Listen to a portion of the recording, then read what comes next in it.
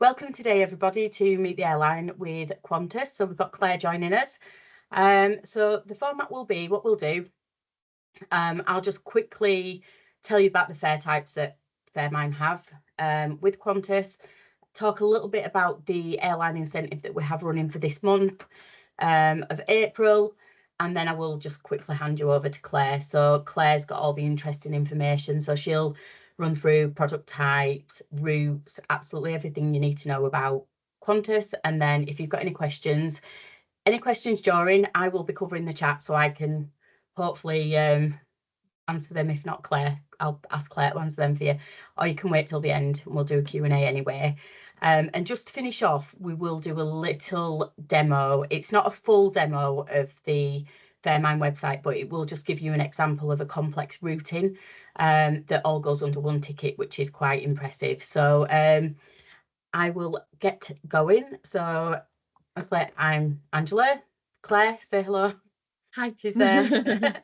So okay, the fare types that we have then with Qantas, we've got the non-contracted, so they're your published fares, so we have those, so they mirror the airline's direct website. And we also have the contracted fares as well, so we have the seat only and the IT fares as well, which are your tour operator fares. I'm sure you're all familiar with the fare types. Now we do have NDC as well with Qantas.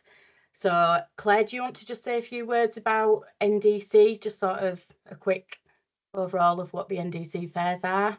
Yeah, thanks, Angela. Yeah, so NDC for Qantas, we have just seat only in there for the minute for economy and our premium cabins, so premium economy fares and business class fares. So we do have a pricing difference with NDC on our NDC fares. So you will find for economy, the NDC fare will be £10 cheaper than the seat only fare in economy, and for the premium economy and business class first class cabins there'll be a £50 difference between the NDC fare and the seat only fare.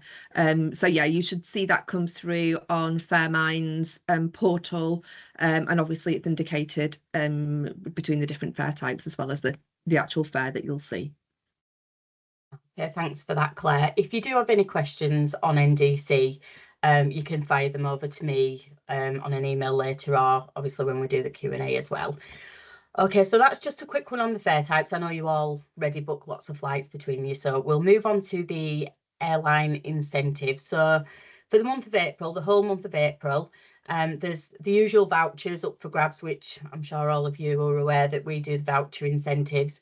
Now we are also, there's 3 family theme park passes up for grabs as well. So we'll do a bit of a random checker on them. And yeah, so there's three lots of theme park tickets, and we will try and aim it to wherever you are based.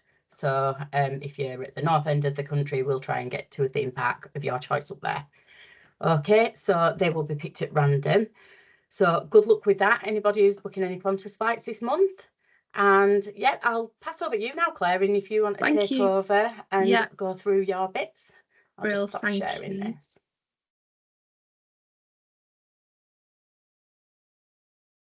Start sharing.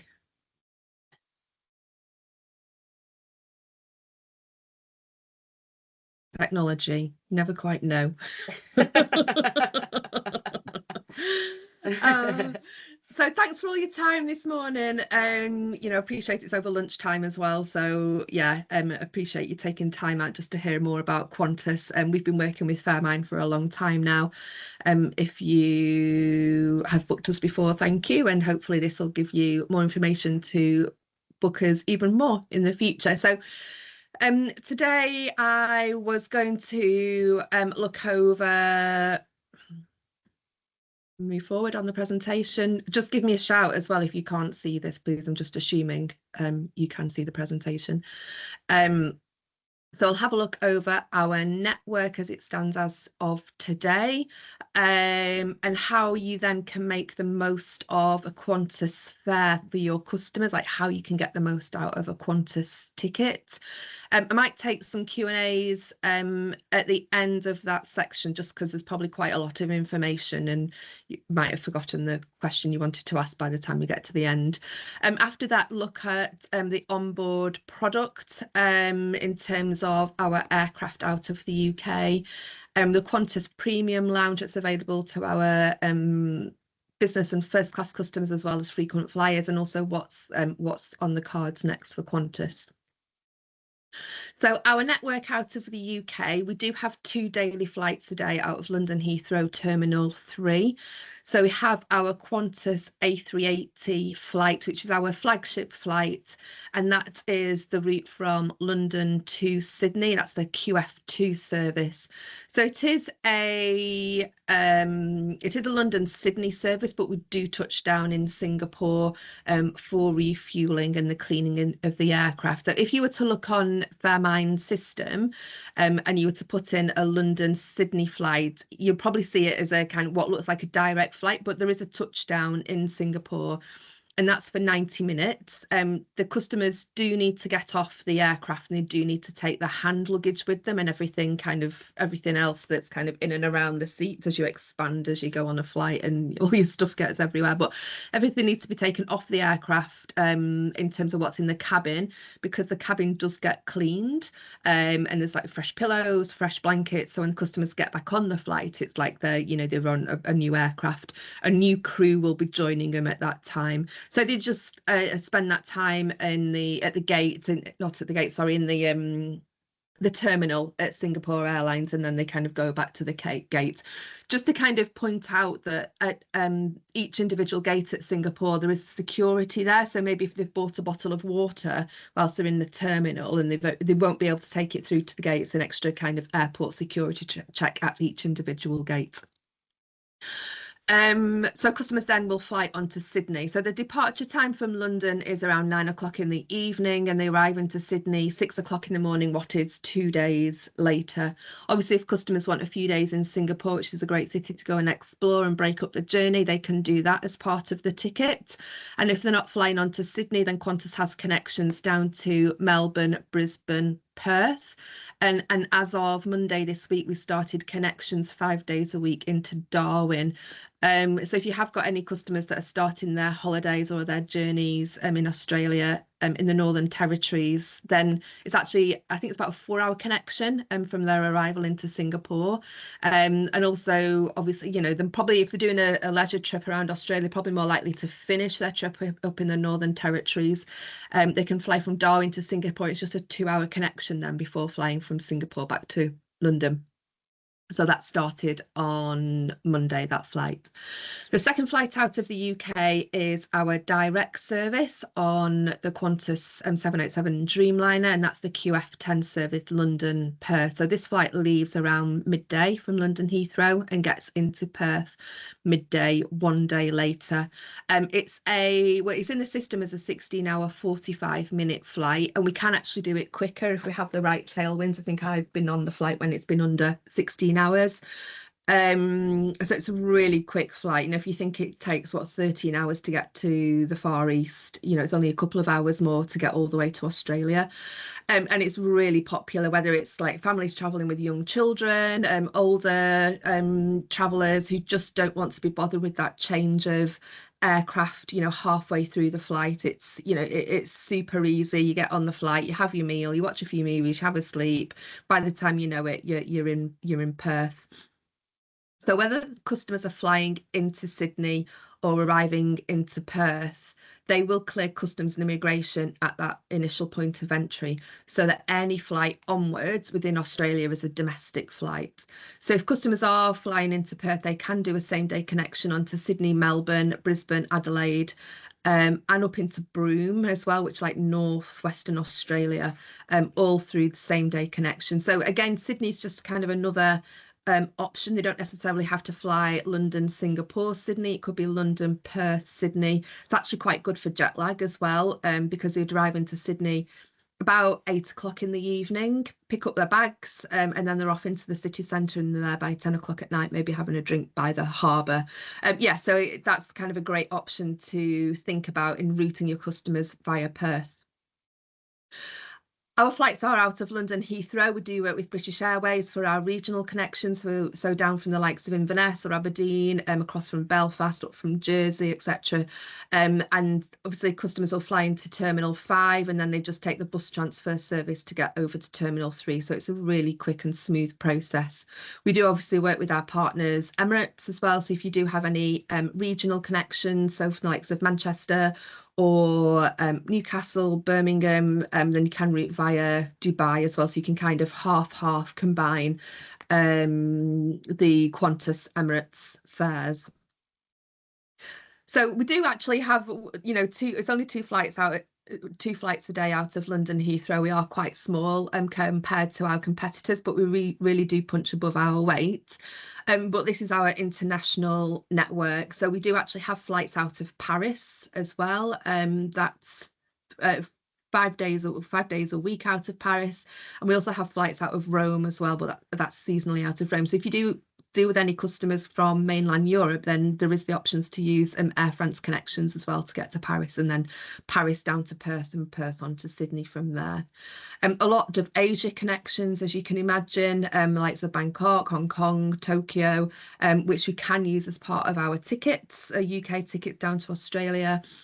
Obviously flights across the Tasman to get to New Zealand, flights up to North America, which we can use on our around the world fares, and also down to South America, across to South America as well. Again, that's part of our around the world fares, which I'll briefly go over shortly. So we do have multiple flights around Australia, from Australia to around the world, as well as within Australia, which I'll talk about shortly as well. So the Qantas fares to Australia and New Zealand and the West Pacific, we call the Explorer fares. And really what I just want to kind of explain to you today is how you can make the most of a Qantas Explorer fare. So your customer gets value for money from the ticket, but also hopefully you can get those land arrangements booked on there, and obviously you make it a more valuable booking for yourself. So as I explained, out of the UK, it's our flights from London Heathrow. Just let me get my little highlighter laser. So London Heathrow, you can use the Qantas flight into Singapore, as I mentioned, and they could have a few days in Singapore, or they could travel from London Heathrow down to Perth.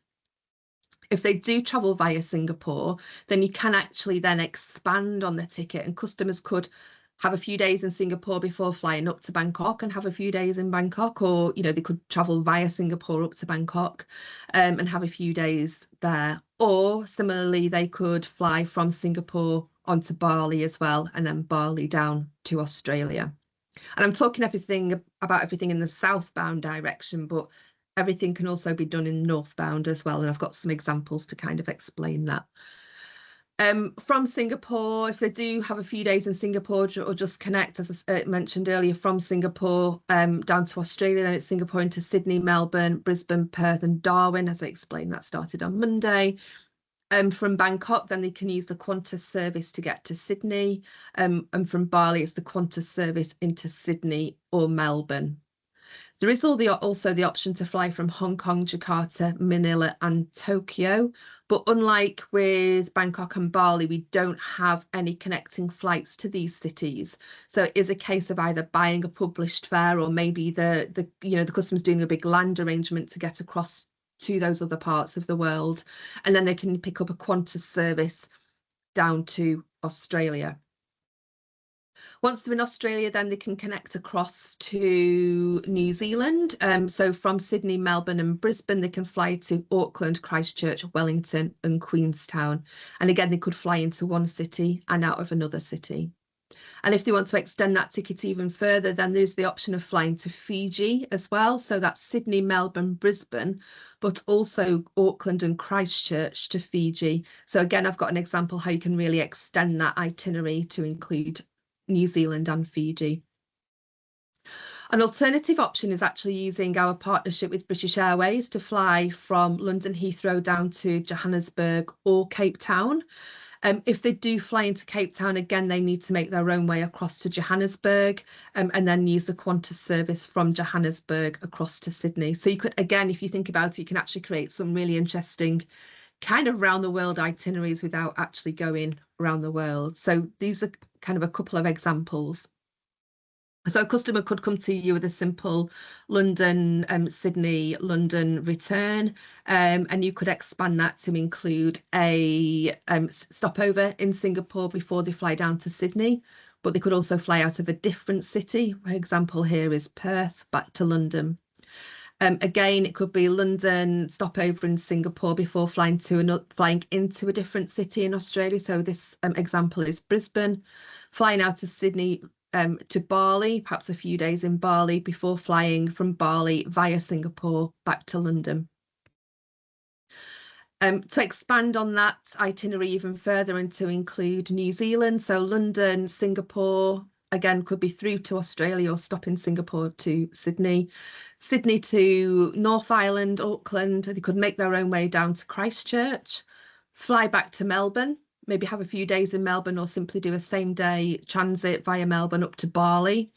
Bali, again, they could just transit via Singapore or stop for a few days in Singapore before flying on to London. And again, that's all on one ticket and it'll all be one price. And this is what we've got an example on that Angela's going to show you at the end, is how you can price that in Faremine's portal. And finally, kind of, including everything on that ticket, that's London, using British Airways down to Cape Town. They have to fly out of Johannesburg to Sydney, Sydney across to Auckland.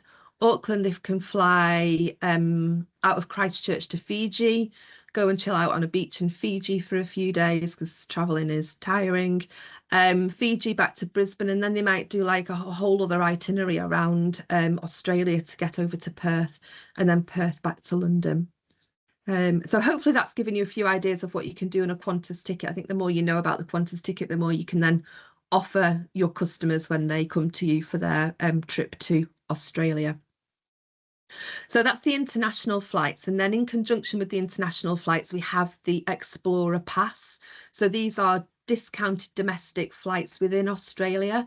Qantas connects major cities, regional towns, smaller kind of off the beaten track towns, so your customers can do all their travel needs on the Qantas ticket. So if someone's coming for you with a multi-stop itinerary with Qantas, then multi-stop itinerary to Australia, then really do have a look at Qantas and include the domestic passes at the same time as you're looking at the international flight. So when you're doing it on the portal, you put all your points of all your various multi-stop itineraries on there, and it'll cost the whole price up as one ticket.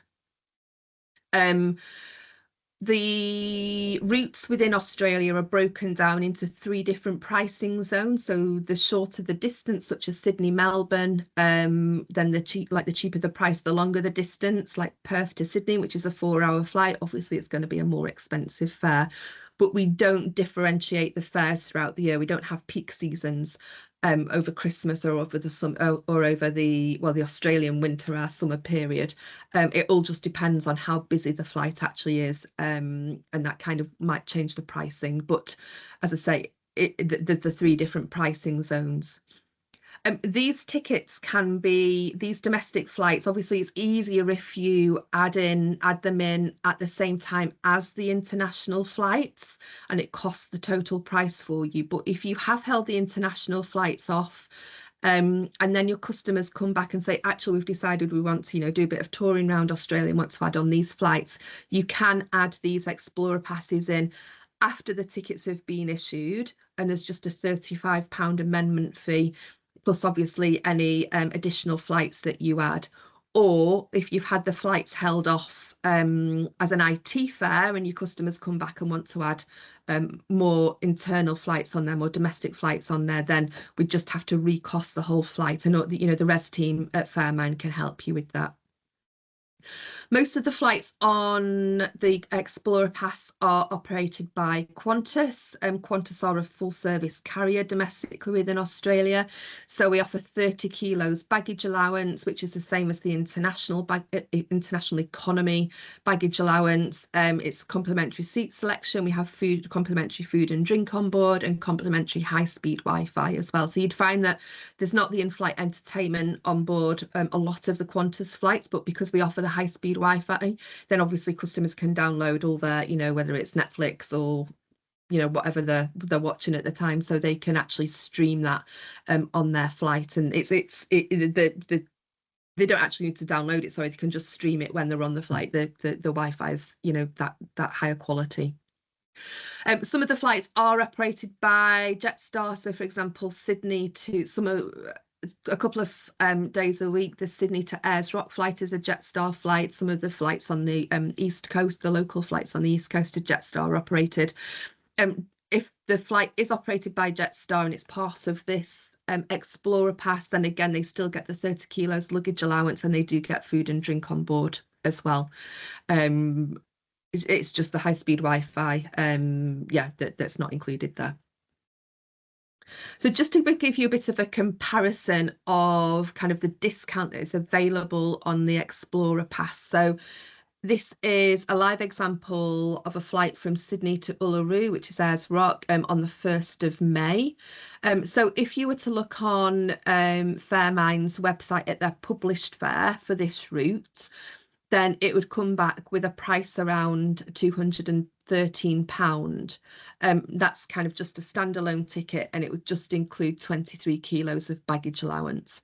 However, if you were to include this flight as part of the international fare, then that fare is around £163. Now, you wouldn't see the breakdown of this fare because it would be all included as part of the international flight, but I've kind of worked it out through the fare, basically through the fare displays that we have access to. It'd be £164. So you're looking at a £50 difference compared to buying it as a standalone published fare, and plus you've got the 30 kilos luggage allowance as opposed to 23 kilos. So if you think of that fare difference, you know, over maybe 3 sectors on an international fare, plus however many people are travelling, then you can see where the saving comes from in terms of those domestic pricing.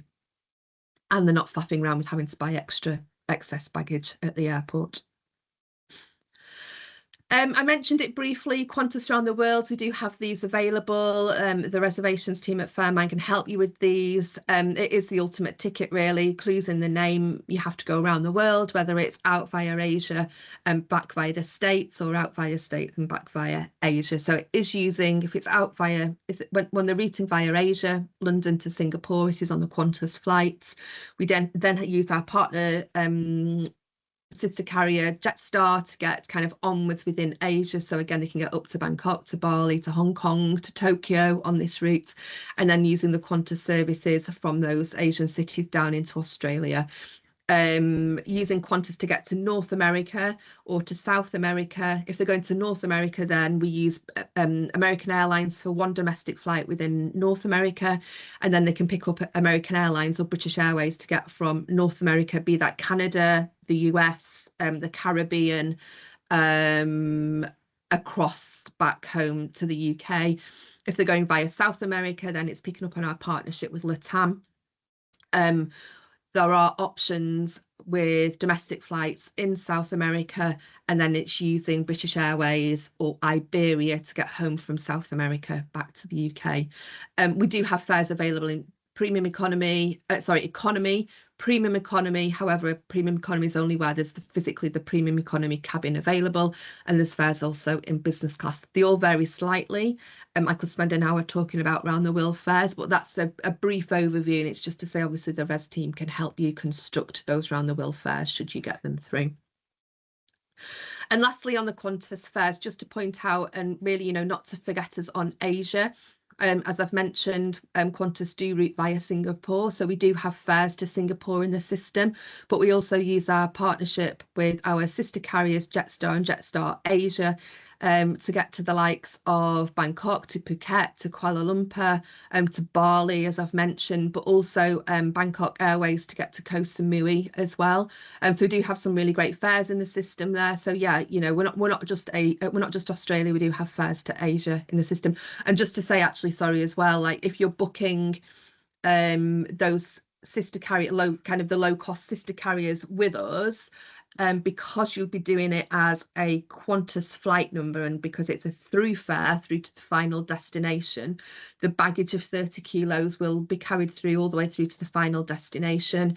They will also be checked through to the final destination. So if they're going on all the way through to Bali and not stopping, not breaking the journey in Singapore, they'll get checked all the way through to Bali as well, and they'd get food and drink on board the flight as well. So yeah, just to kind of bear us in mind on those routes. So maybe if I just take it's probably quite a lot of information there. So if I take any questions?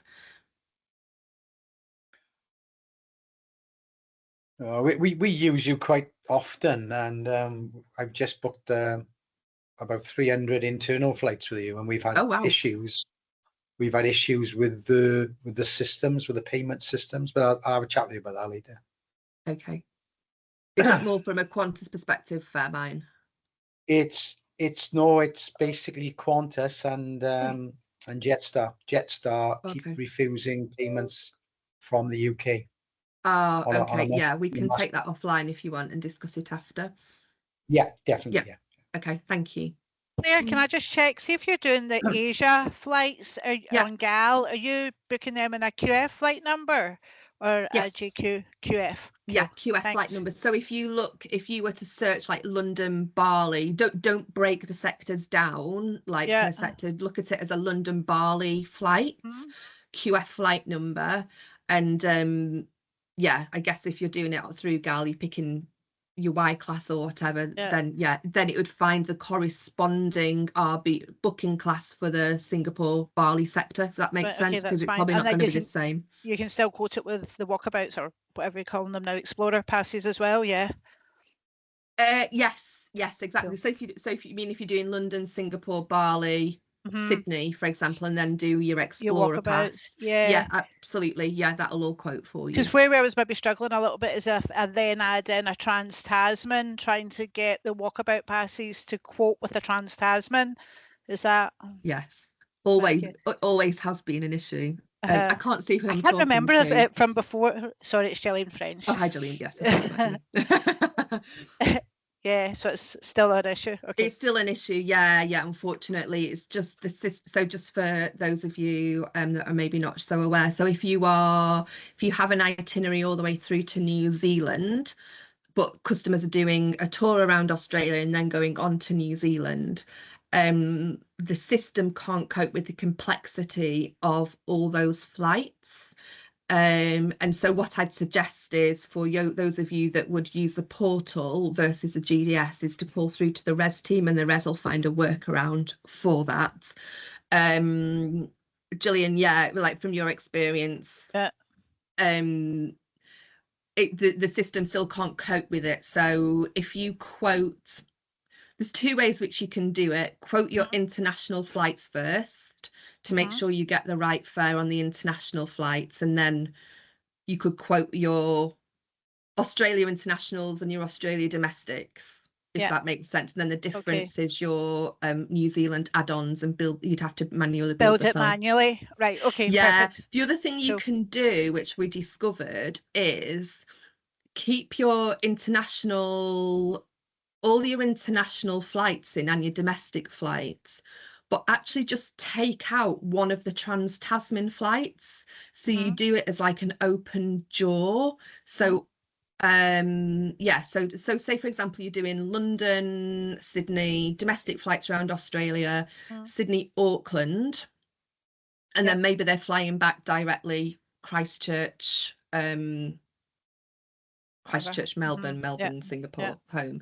If you take out the Christchurch, Melbourne, so you're keeping that then as an open jaw, then it should quote for you. Because it'll pick up it being an Australia fare, right? Okay, yeah. So basically, you get a New Zealand and an Australia a New Zealand fare and an Australia fare. Yeah. Okay, perfect. I'm with you. Thanks. Yeah. No worries. Do you do a pass which is totally for domestic fares if you want a separate ticket? So if you want a separate international ticket and then domestic fare, no, I mean, yes, you can just do them as published fares. Right. Yeah. But you don't have a pass, because I remember at one time, we're talking many, many years ago, you could buy one with 5 flights on it or 8 flights on it, but you don't do that now. No, it's basically it's our USP that you have access to the discounted fares when buying a Qantas international flight. So Okay. yeah, so we just, if you want anything that's domestically, then it's the published fare. Yeah. Okay, thanks. Okay. Obviously any questions at the end as well, but thanks for those.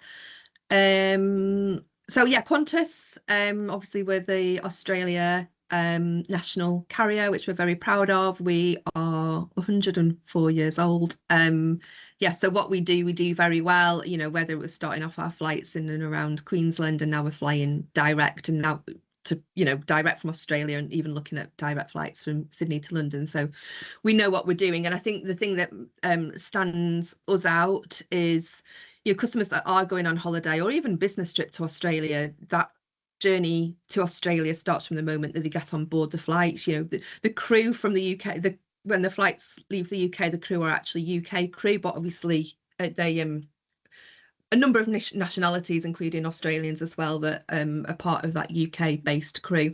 But I think it's that warmth, the friendliness that's on board, just kind of that laid back Aussie vibe from the moment that we get on board. The A380, which is the London, Singapore, Sydney flight, this was recently refurbished in 2019, so just before COVID.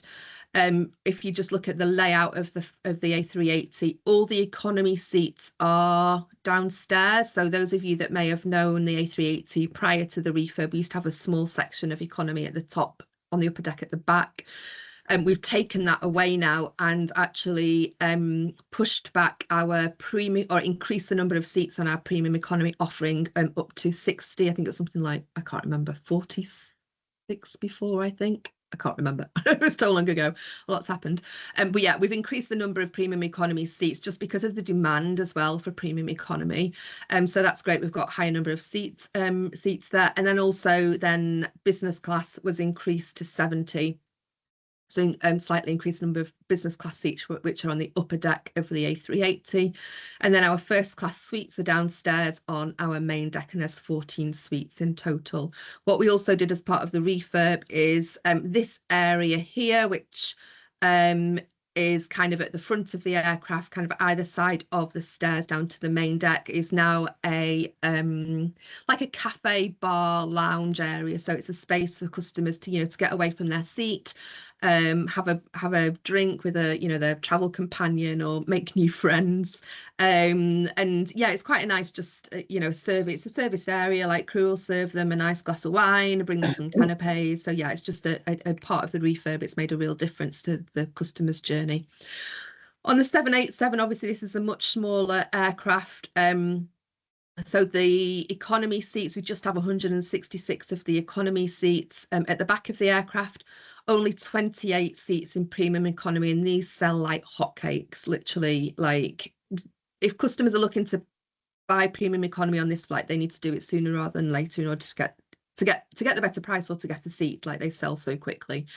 And then 42 business suites, and again, these are really popular as well. Like, the premium cabins on the Dreamliner are really popular, and they always go full every day.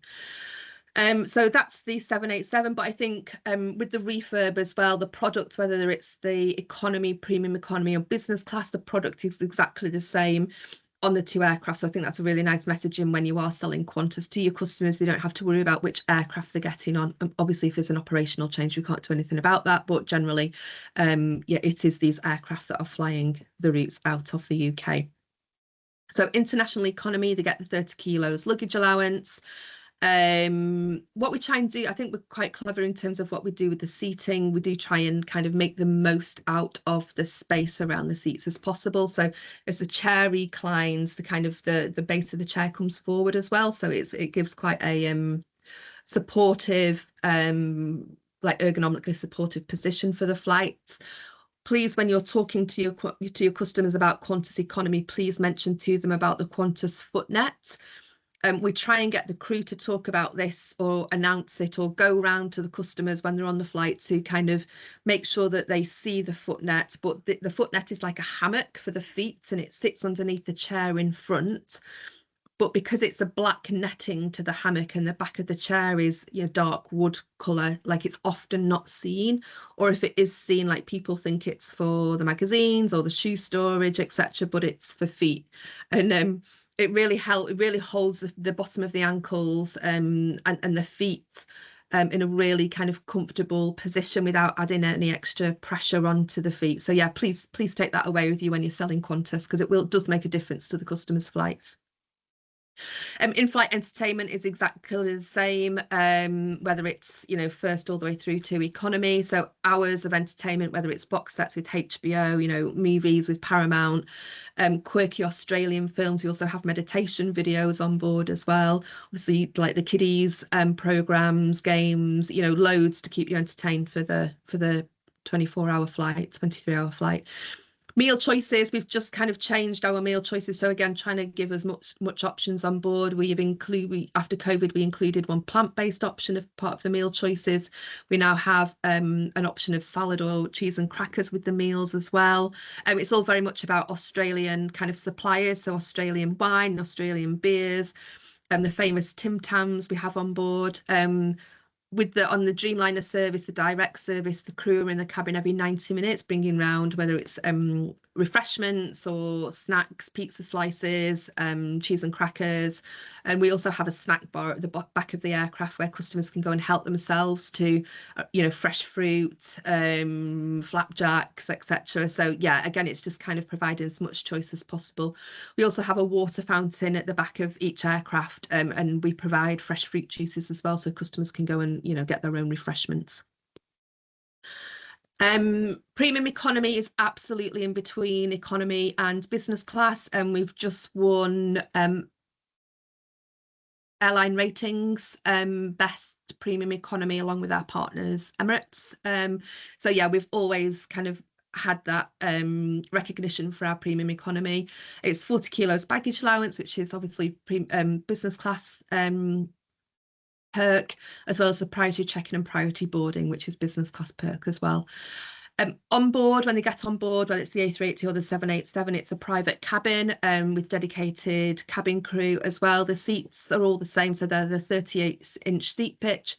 And when the seat reclines, the base of the chair lifts up slightly, so it creates this kind of supportive, they call it a cradle position, like a Z position.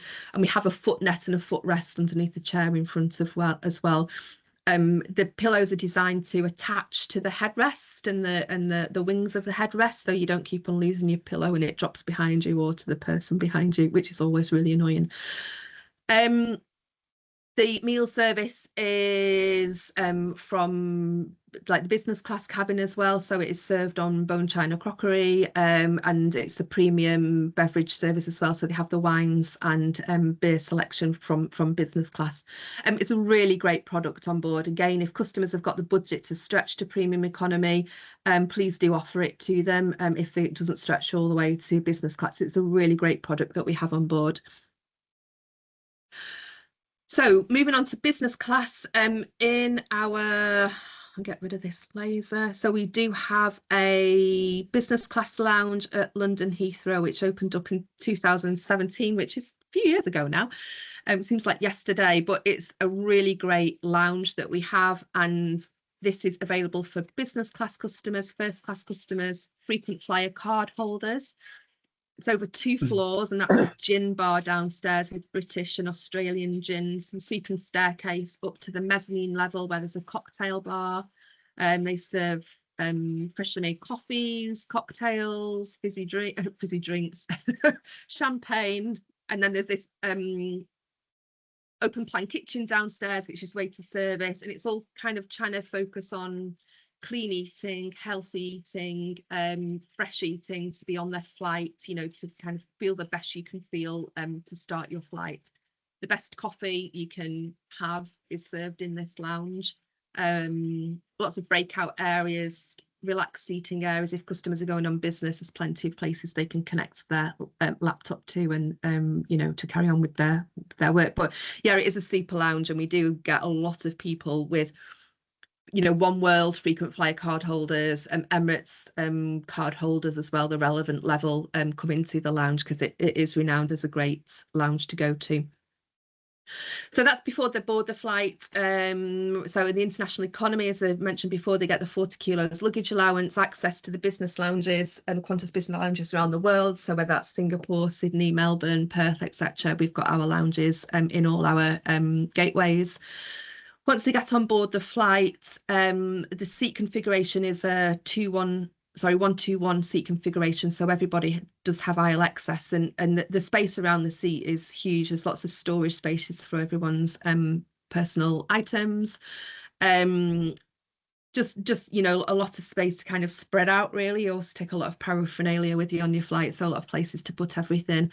The bed does convert into a 2-meter bed, so it's a really, you know, for taller travellers, there's a lot of space on the bed. We have a rolled mattress that the crew have to put on for the turn down service, and obviously the famous Qantas pajamas, the meanie tickets as well. So it's really comfortable for a good few hours sleep on board. In terms of the service on board, once the flight has taken off, we offer a signature cocktail and a canapé service. The meal service is restaurant style, so it's brought out as starters and then the main course and then the dessert. The crew are sommelier trained, so they're able to match the wine service to the customer's taste or the meal that they're having. And that we've won a lot of awards for our wines on board business class and first class this year. So there's an awards night called Cellar in the Sky, and it kind of recognises airline beverage service on board. So yeah, we have a great selection of wines, and we're very spoilt. And then we also offer kind of, you know, the kind of smaller plates in between the main meals. So the signature dish for Qantas is the steak sandwich, which is served in first and business class.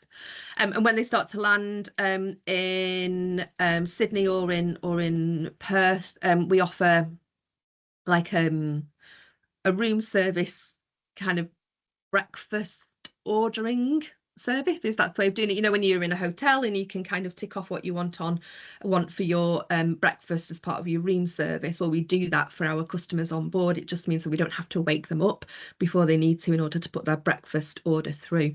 So when the customers are ready to wake up, and the breakfast it has been made, and you know it's time to be served, then we've got the right order for the right customers. And the crew are again barista trained, so they make a great kind of fresh coffee on board as well.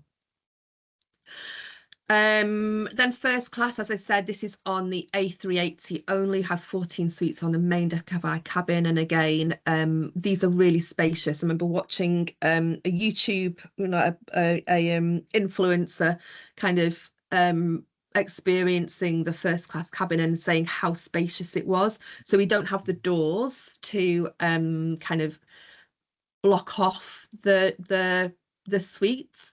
But I think that also adds to the feel of spaciousness on board. It also adds to kind of that customer service that we have on board. You know, the crew can see where the customers are at in terms of their drink service, whether they need a turn down service, you know, whether they are traveling, when they're having their meal, you know, when the next course needs bringing out, etc. So it just allows for a more of a free flow with the customer and the crew.